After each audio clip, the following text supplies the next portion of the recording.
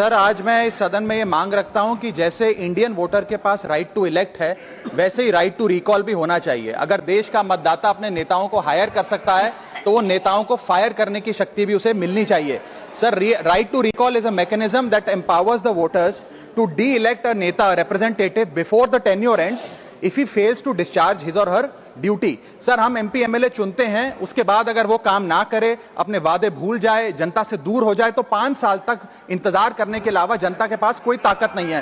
कोई interim provision नहीं, कोई अकाउंटेबिलिटी नहीं, कोई परफॉर्मेंस रिव्यू नहीं, कोई करेक्टिव ऑप्शन नहीं। चुनाव से पहले नेता जनता के पीछे और चुनाव के बाद जनता नेता के पीछे। और सर, 5 साल is too long a period in this day and age. अगर एक गलत फैसला गलत नेता को चुनने का लिया तो लाखों लोगों का भविष्य अंधकार में जाता है और पूरा क्षेत्र पीछे जाता है। Sir, we can trust our voters to elect.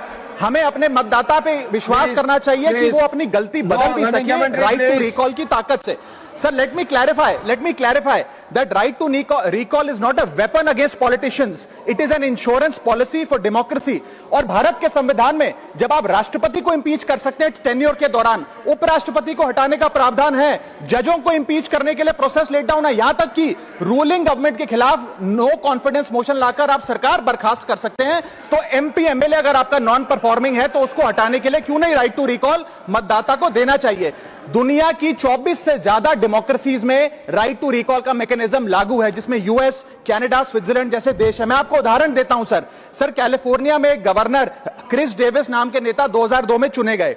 उनके कार्यकाल में मैसिव पावर कट हुए, एनर्जी क्राइसिस हुआ, बजट की मिसमैनेजमेंट और गन शूटिंग की वारदातें हुई। उसके चलते 1.3 मिलियन कंस्टिट्यूएंट्स ने एक पिटीशन साइन करके दी कि इन्हें रिकॉल किया जाए। वहां के चुनाव आयोग ने रिकॉल वोट कराया 7 अक्टूबर 2003 को और 55% मतदाताओं ने वोट किया कि इस नेता को बर्खास्त किया जाए।